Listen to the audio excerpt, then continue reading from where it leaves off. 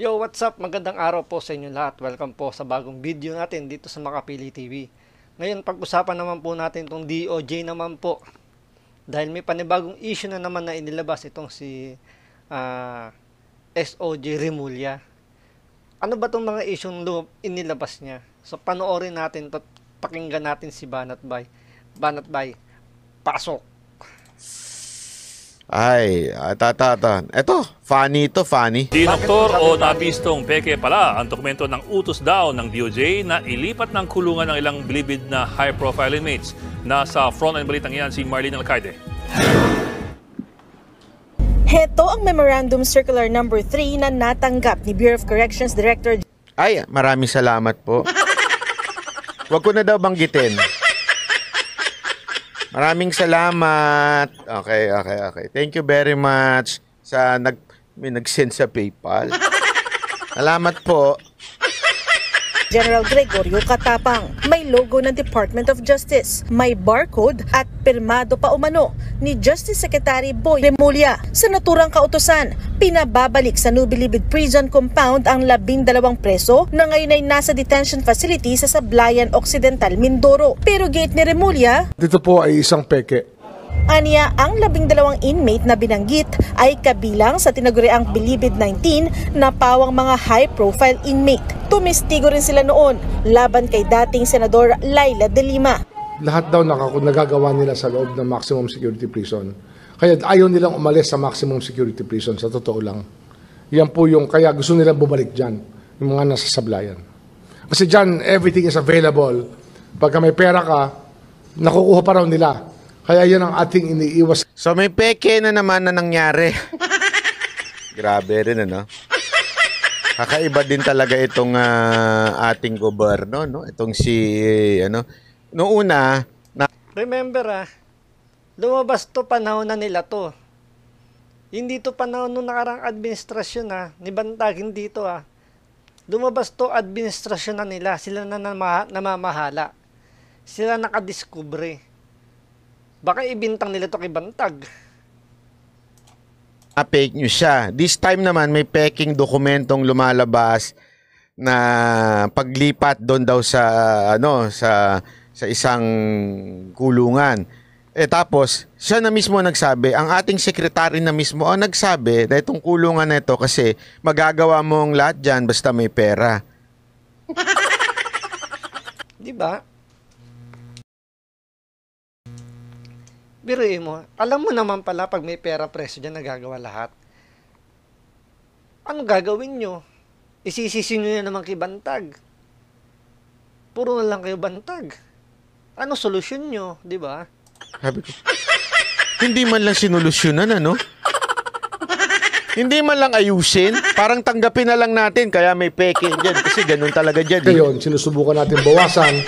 At tuloy-tuloy ang aming pagkausap. Susubukan lang daw nilang bawasan, hindi nila tatanggalin. Siyempre nakikinabang siguro sila dyan. Kaya siguro susubukan ng laging pag-aaralan, susubukan. Kasi hindi pwede nila tanggalin yan. Gawa ng baka mag-i-election na. Kailangan ng budget para sa eleksyon. Baka lang hindi ko sigurado. Asan lang naman. Grabe rin. Sa mga lawmakers natin na sana naman ay bigyan ng budget na maayos ang ating regional jails. Pero mismo si Bucor Director General Gregorio Katapang nagduda sa naturang utos. Kaya naman personal niyang kinausap sa Secretary Remulla tungkol dito. Dito na nabuko na peke pala ang memorandum. Nagpunta rito kahapon si Director General Katapang upang ipakita yan, upang i-validate. At kasi alam niya, para mayroon na silang pakiramdam na pinipeke nga. Ang nangyari dyan yung barcode kasi halatang-halata namin na talagang dinaya. Kaya huling-huli yan. Some people try to falsify an office order. Ang tindi nga Ang solusyon nga dito, budget daw Ang lupit, ano? Budget ang solusyon. Kung tutusin, madali lang malaman kung peke o hindi yan Mas dumating sa iyo yung letter na yan, yung memorandum, pwede mo naman itawag sa taas yan Sir, verify ko lang po kung totoo po itong memorandum na inilabas ninyo. Diba? Ganoon lang kasimple. Anong budget? Alam mo, dito ako inis na inis eh. Yung puro kakapalpakan, puro problema, tapos ang hihingin mo para masolusyonan ito, budget. Anak ng wete. Hindi ba pwede, Secretary Remulla, ayusin mo muna, prove to our kababayan na kaya mo ayusin. May pagbabagong magaganap. Tapos saka ka humingi ng budget kagad.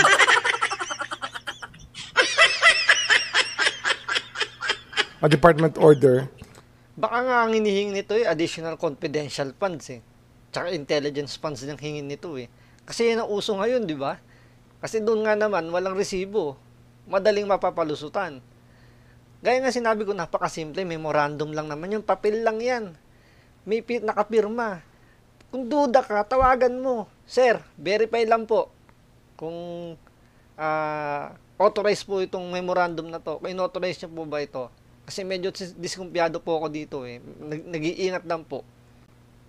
Diba? Napakasimple lang nun. Tapos budget. Anak ng wewe. Saying that we were transferring or about to transfer or ordering the transfer of 12 PDLs who are now Budget para lang sa ewan ko ba? Yung problema ng fake document, budget. Siguro, ganitong pwedeng senaryo nakikita ko. Kaya nangihingi sila ng budget para yung nasa labas na kulungan, yung sinasabi nila sa Mindoro na yan, yung hinihingi nilang budget para mai-transfer nila pabalik ng Muntinlupa sa maximum. Baka yung ibig sabihin na hinihinging budget ni Remulla, pan-transfer pabalik. Hindi para solusyonan yung problema nila dyan sa peking dokumento na yan. O yung mga pagpigil-pigil doon sa kulungan na mga problema dahil nabibili nga dahil sa pera, budget. Hindi yun Higpitan mo! Sibakin mo! in Mindoro, in Sablayan, towards back to Muntinlupa. Nang inspeksyonin pa, lumalabas na ginaya lang ang orihinal na Memorandum Order No. 3 at barcode nito, pero pinalitan ng petsa, subject at laman ng order. Hinala tuloy ng kalihim, may dati nang nameke ng department orders. Posible yan na may gumawa na yan dati. Kaya nga ito, talagang alert lang talaga. Meron na kaming usapan dyan ni DG Katapang na mag-ingat sa lahat ng communications. Ang dali-dali naman communicate, no? Kung hindi ba pwede, digital na ngayon lahat May Viber, may WhatsApp, may Yupo, mali, iba pala yun. Sorry. Naalala ko si Diego Latigo, nabasa ko. Ang dami-dami ng online digital ngayon, isasubmit mo lang doon, lahat ng mga dokumento, especially in transferring mga ilalagay mo lang doon, Ito, di ba? Nag-uusap naman kami. Pag may konting duda, validate. Pinaiimbestigahan na ni Remulla sa NBI. Alam mo, ang dali-dali niyan Ako, simple-simple lang yan. Why not use the technology, anything na transfer. Gawa kayo ng group chat. Etong number na ito. Ito. Pagka may transfer, ito lang number ng authorized. Bawat transfer, pipicturean niya, send. Magsisynchronize na yun sa cloud di ba? Pwedeng ganun Naka-cloud yung documents. Ewan ko ba? Kasi, ang simple-simple nito. Tsaka isang pinakasimple na lang dyan Tawagan mo, may cellphone, may landline. Alam mo yung direct line ng boss mo.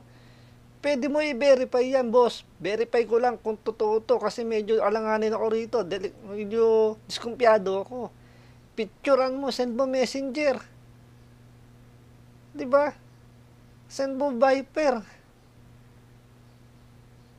Napakasimple ng problema pinahihirap nila.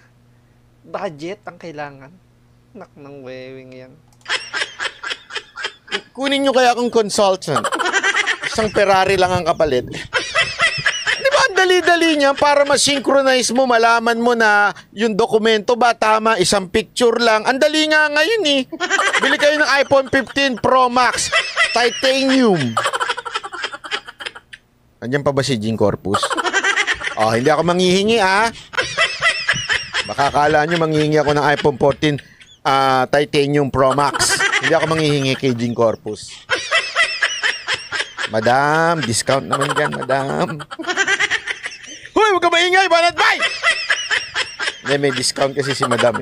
Joke lang po Ang nangyari, hindi rin inaalis na may empleyado ng DOJ o Bucor na kasabwat sa pamimiki. Forensic trail niya inaayos pa. Nitingnan pa namin kung kaya pang ma-check kung sino ang nag-upload niyan at nagbigay ng anong email ang ginamit. Tsaka tingnan, sino ka nakapirma doon? Di tanungin nyo kung sino yung nakapirma doon. Kung sino mga pangalan nandoon, kung authorize niya yun, kung siya gumawa nun. Diba? Kung hindi siya, siyempre kailangan may clearance siya bago pirmaan. Napakadali budget. Para ito'y ipakalat sa mailing list. Yan ang aming pinahahanap sa NBI ngayon. At hahanapin natin talaga. Ang galing ng ng DOJ talaga. Ang isa sa pinakamagaling na talaga ngayon ang DOJ, no? Biruin mo, napakasimple ng problema. I-verify mo lang naman sa boss mo. Alam mo sigurado yung direct line niya. Tanungin mo lang Boss, authorize niyo po ba to? Legal po ba to? Diskumpiyado po kasi ako 'Di ba? Hindi budget ang sagot diyan sa problema nyo. Tamang communication lang. Talagang si Katapang tsaka ni Remulla. So abangan natin yung mga susunod na issue pa rito sa DOJ at sa Bucor. Maraming salamat po.